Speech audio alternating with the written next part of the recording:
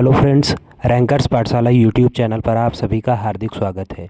लोक सेवा आयोग उत्तर प्रदेश द्वारा सामान्य अध्ययन का जो प्रश्न पूछा जाता है विभिन्न परीक्षाओं में, उन्हीं प्रश्नों को हम लोग इस वीडियो सीरीज़ के माध्यम से हल कर रहे हैं। तो इसके पहले की वीडियो में हम लोग ने भारतीय इतिहास, भारतीय राज्य व्यवस्था के साथ जो है भूगोल से संबंधित जितने प्रश्न आयोग द्वारा पूछे गए हैं विभिन्न परीक्षाओं में, उन सभी प्रश्नों को हम लोग ने इसके पहले की वीडियो में कवर कर दिया है। कल के वीडियो में हम लोग ने फिज़िक्स के जो क्वेश्चन पूछे गए हैं आयोग द्वारा, उन सभी प्रश्नों को हल किया था। अगर आप इन सभी वीडियोस को नहीं देखे हैं तो इस वीडियो के डिस्क्रिप्शन में मैं इन सभी वीडियोस के प्लेलिस्ट को शेयर कर दूंगा, वहां से जाकर आप इन सभी वीडियोस को देख सकते हैं। तो इसी सीरीज़ को आगे बढ़ाते हुए आज एक नए विषय की तरफ बढ़ेंगे। केमिस्ट्री अर्थात रसायन विज्ञान के जितने प्रश्न आयोग द्वारा पूछे गए हैं, जो आपकी जीडीसी, जीआईसी और एलटी ग्रेड की परीक्षा के लिए महत्वपूर्ण हैं, उन सभी प्रश्नों को आज हम लोग इस वीडियो के माध्यम से कवर करेंगे। तो रसायन विज्ञान के अंतर्गत जो पहला टॉपिक है परमाणु संरचना, और इससे संबंधित जो पहला प्रश्न पूछा गया है वह है पदार्थ का वह लघुत्तम कण जिसमें मुक्त अस्तित्व की क्षमता हो, इसे कहा जाता है अणु। तो इसका सही उत्तर क्या है? अणु। प्रश्न की व्याख्या की तरफ बढ़ते हैं। तो किसी पदार्थ का लघुत्तम कण परमाणु होता है, किंतु परमाणु मुक्त अवस्था या स्वतंत्र अवस्था में नहीं रह सकता। इस प्रकार किसी पदार्थ का लघुत्तम कण जो है अणु होगा, जो सामान्यतः दो या दो से अधिक परमाणुओं के संयोग से बना होता है और मुक्त अवस्था या स्वतंत्र अवस्था में रह सकता है। अगला प्रश्न है समस्थानिक रखते हैं। समस्थानिक क्या रखते हैं? समान परमाणु क्रमांक। एक ही तत्व के वे परमाणु जिनकी परमाणु संख्याएं समान किंतु द्रव्यमान संख्या भिन्न होती है, उसे समस्थानिक कहा जाता है। तो बहुत ही इम्पोर्टेंट क्वेश्चन है, ये भी पूछा जाता है कि समस्थानिक अर्थात आइसोटॉप्स में क्या समान होता है तो क्या भिन्न होता है। तो इसमें परमाणु संख्याएं समान होती हैं और द्रव्यमान संख्या भिन्न होती है। किसी तत्व के विभिन्न समस्थानिकों की परमाणु संख्या समान होने का कारण यह है कि उनके नाभिकों में प्रोटॉनों की संख्या समान होती है, किंतु उसमें न्यूट्रॉनों की संख्या भिन्न भिन्न होती है, जिसके कारण उनकी द्रव्यमान संख्याएं भी भिन्न होती हैं। अगला प्रश्न है परमाणु जिनमें प्रोटॉनों की संख्या समान परंतु न्यूट्रॉनों की संख्या भिन्न होती है, भिन्न भिन्न रहती है, क्या कहलाते हैं? तो अभी ऊपर ही बताया गया, ऐसे जो पदार्थ हैं उनको क्या कहा जाता है? समस्थानिक। समस्थानिक कहते हैं। अगला प्रश्न है इसमें मूलभूत कण कौन सा है? जो चार विकल्प दिए गए हैं, न्यूट्रॉन, प्रोटॉन, पाई मेसॉन और क्वार्क। तो इसमें मूलभूत कण जो है क्वार्क है। हमारे आसपास सभी पदार्थ मूलभूत कणों अर्थात एलिमेंट्री पार्टिकल से बने होते हैं। ये कण दो मूल कारकों में प्रकारों में पाए जाते हैं, जिन्हें क्वार्क एवं लेप्टॉन कहते हैं। तो क्वार्क और लेप्टॉन क्या है? मूलभूत कण है। अगले प्रश्न की तरफ बढ़ते हैं। अगला प्रश्न है बहुचर्चित गॉड पार्टिकल है। तो बहुचर्चित गॉड पार्टिकल क्या है? Higgs boson. हिग्स बोसॉन एक मूल कण है जिसकी प्रथम परिकल्पना वर्ष 1964 में की गई और इसका प्रायोगिक सत्यापन 14 मार्च 2013 को किया गया। वैज्ञानिक समुदाय के बाहर और मीडिया द्वारा अक्सर इस कण को ईश्वरीय कण या गॉड पार्टिकल उपनाम से संदर्भित किया जाता है। हिग्स बोसॉन कण की खोज करने वाले वैज्ञानिकों की जोड़ी ब्रिटेन के पीटर हिग्स तथा बेल्जियम के फ्रांसवा एंगलर्ट को वर्ष 2013 के भौतिक विज्ञान क्षेत्र में नोबेल पुरस्कार से पुरस्कृत किया जा चुका है। तो हिग्स बोसॉन क्या है? हिग्स बोसॉन को ही गॉड पार्टिकल के नाम से जाना जाता है। अगला प्रश्न है निम्नलिखित में से किस कण पर शून्य आवेश होता है? तो न्यूट्रॉनों पर शून्य आवेश होता है। एक न्यूट्रॉनों एक उप परमाणु कण है जो एक इलेक्ट्रॉन के समान होता है, लेकिन इसमें कोई विद्युत आवेश नहीं होता एवं बहुत कम द्रव्यमान होता है। न्यूट्रिनो ब्रह्मांड में सबसे प्रचुर मात्रा में पाए जाने वाले कणों में से एक है। तो न्यूट्रिनो पर कोई भी आवेश नहीं होता, अर्थात ये इन पर आवेश शून्य होता है।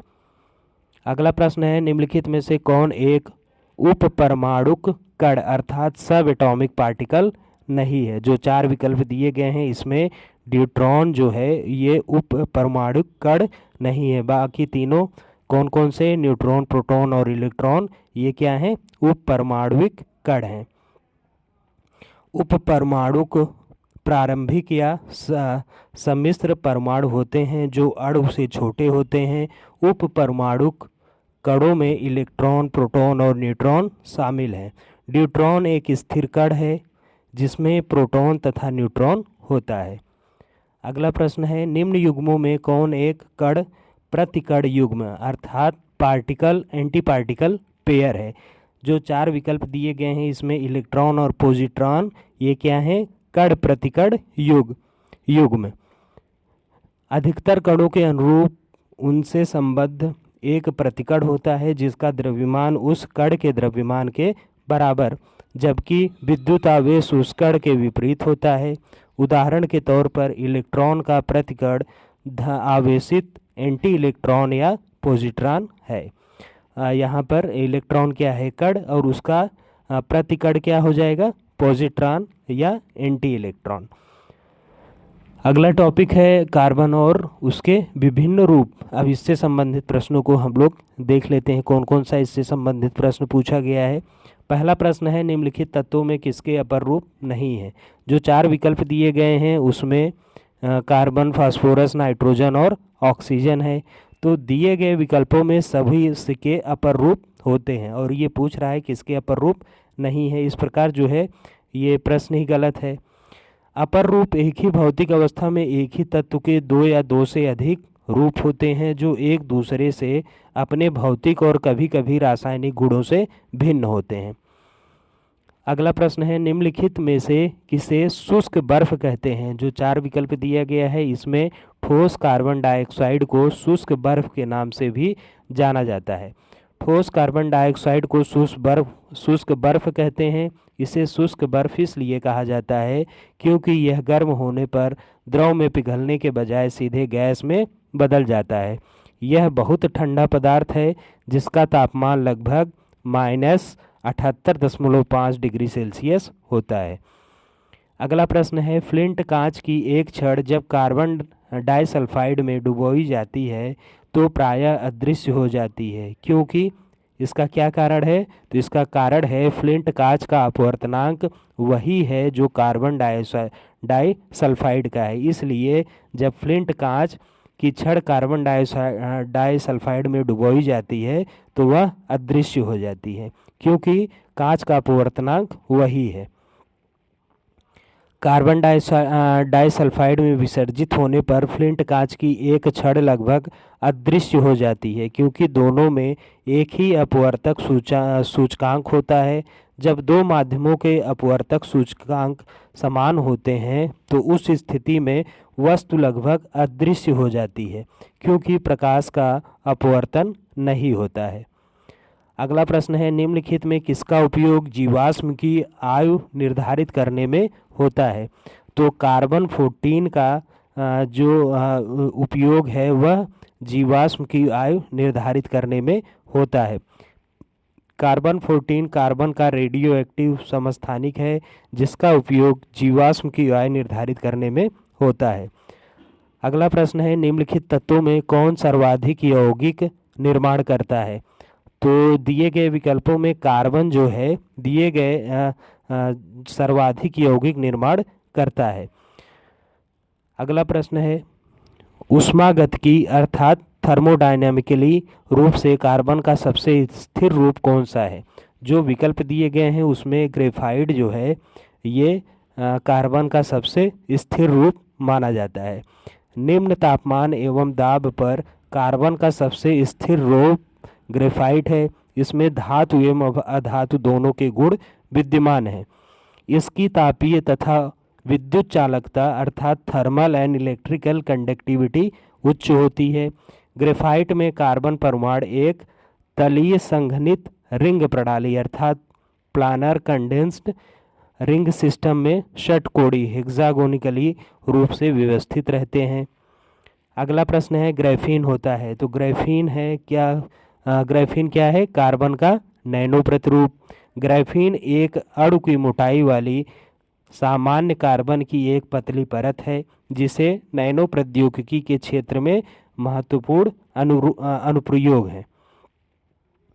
अगला है पेंसिल का लेड है, तो पेंसिल का लेड क्या है? एक ग्रेफाइट है। ग्रेफाइट एवं हीरा दोनों ही कार्बन के अपर रूप हैं। हीरा सबसे कठोर होता है जबकि ग्रेफाइट हीरे से मुलायम होता है। ग्रेफाइट का प्रयोग पेंसिल के लेड बनाने में किया जाता है। अगला प्रश्न है निम्नलिखित युग्मों में कौन सा सही सुमेलित नहीं है? जो चार विकल्प दिए गए हैं उसको पढ़ लेते हैं हम लोग।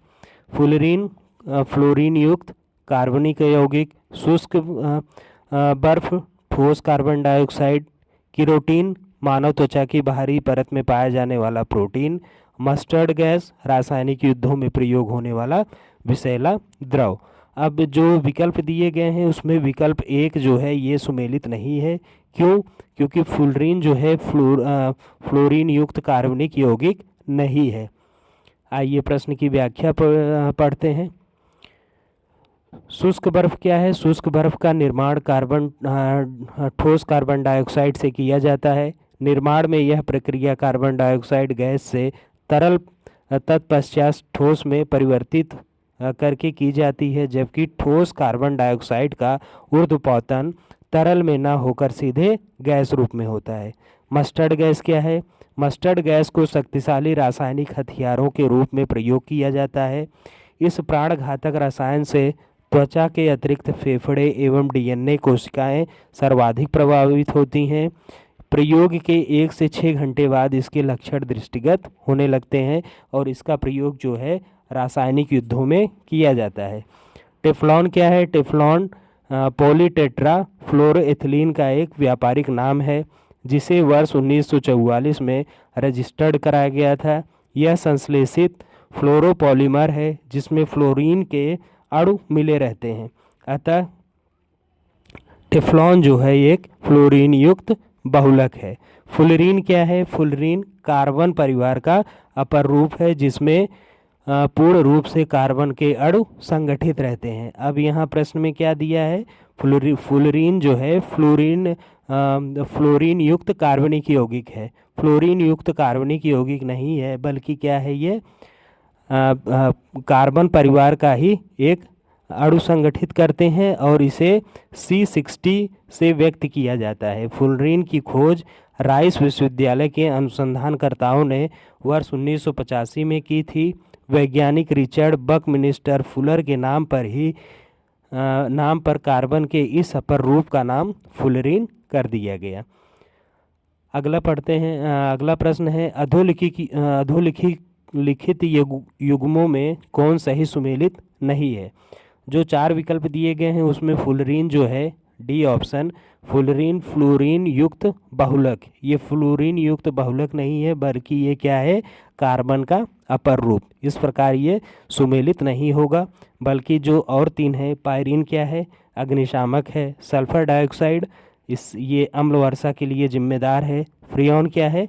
एक प्रशीतक है। फ्लोरीन कार्बन का एक उपयोगी अपर रूप है अर्थात एलोट्रॉप्स है। इसकी खोज 1985 में professor I.A. Smalley, sir Harold W Kroto एवं रॉबर्ट एफ कर्ल द्वारा की गई थी, जिसके लिए वर्ष 1996 में नोबेल पुरस्कार से सम्मानित किया गया। फुलरीन का सबसे साधारण रूप बकमिनिस्टर फुलरीन है।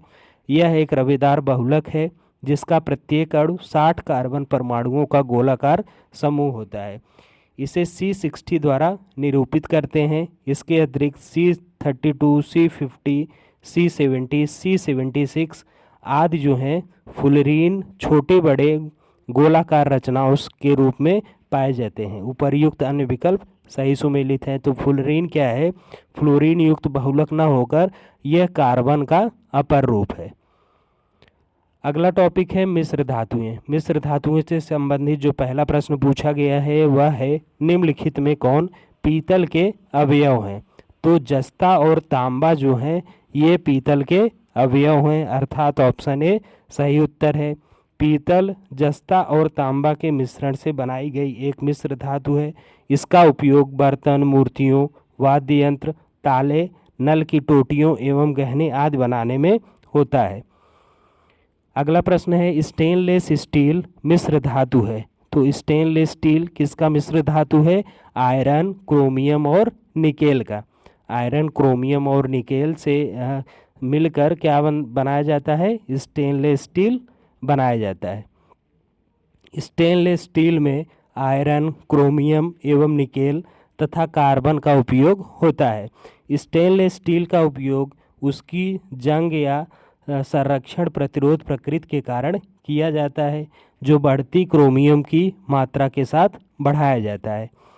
अगला प्रश्न है, वायुमंडल में निम्न गैस की उपस्थिति के कारण वायु में पीतल फीका पड़ जाता है। इसका कारण क्या है? वायु में हाइड्रोजन सल्फाइड प्रेजेंट है। वायुमंडल में हाइड्रोजन सल्फाइड गैस की उपस्थिति के कारण वायु में पीतल को रखने पर वह फीका पड़ जाता है। पीतल एक मिश्र धातु है जो तांबे और जिंक के संगठन से बनती है। तो अगर वायु में हाइड्रोजन सल्फाइड गैस होगी तो पीतल का जो रंग है वो फीका पड़ जाता है। अगला प्रश्न है, निम्नलिखित मिश्र धातुओं में किसे अमलगम कहते हैं? तो अमलगम किसे कहा जाता है? जो पारे के साथ मिलकर बनता है। जब पारा किसी के साथ मिलकर मिश्र धातु बनाता है तो उसे अमलगम कहते हैं। और दिए गए विकल्पों में सिर्फ एक में पारा दिया गया है, अर्थात ये पारा और जस्ता क्या है? ये अमलगम बनाएंगे। अगला प्रश्न है, टांका एक मिश्र धातु है। तो टांका किसकी मिश्र धातु है? टिन और शीशे की। टांका या सोल्डर मिश्र धातु में शीशा लगभग 68% और टिन लगभग 32% होता है। अगला प्रश्न है, कांसा मिश्रित अर्थात अलॉय धातु है किसकी? तांबा और टिन की। कांसे में लगभग 88% तांबा जबकि 12% टिन उपस्थित होता है। अगला प्रश्न कुछ विविध से अर्थात मिसलेनियस खंड से प्रश्न पूछे गए हैं रसायन विज्ञान के अंतर्गत। उन प्रश्नों को भी हम लोग देख लेते हैं। तो इसके अंतर्गत पहला प्रश्न है, जंग लगने पर लोहे का भार क्या होगा? बढ़ जाएगा, अर्थात ऑप्शन ए करेक्ट है। जंग लगने पर लोहे का भार बढ़ता है क्योंकि लोहे में जंग उस समय लगता है जब आर्द्रता की उपस्थिति में लोहा ऑक्सीजन से रासायनिक अभिक्रिया करके लौह ऑक्साइड में परिवर्तित हो जाता है। इस अभिक्रिया के दौरान लोहे के साथ ऑक्सीजन की मात्रा भी जुड़ जाती है, अतः लोहे का भार बढ़ जाता है। इस दौरान लोहे का भार उतना ही बढ़ता है जितनी की ऑक्सीजन वह ग्रहण करता है। तो अगर लोहे में जंग लग जाती है तो लोहे का भार क्या होगा? लोहे का भार बढ़ जाएगा। अगला प्रश्न, सूची 1 को सूची 2 से सुमेलित करना है। सूची 1 में फ्रेयॉन, वाटर गैस, रॉकेट ईंधन और टांका दिया हुआ है। वहीं सूची 2 में द्रव हाइड्रोजन, टिन तथा लेड, प्रशीतक और हाइड्रोजन तथा कार्बन मोनोऑक्साइड का नाम दिया गया है। अगर हम इसको सूचीबद्ध करें तो फ्रेयॉन क्या है? फ्रेयॉन एक प्रशीतक है। वाटर गैस किससे बना है? हाइड्रोजन और कार्बन डाइऑक्साइड के मिश्रण से। रॉकेट ईंधन में क्या प्रयोग किया जाता है? तो रॉकेट ईंधन में द्रव हाइड्रोजन प्रयोग किया जाता है। और टांका मिश्र धातु किससे बनी है? तो टांका मिश्र धातु टिन और लेड से बनी है।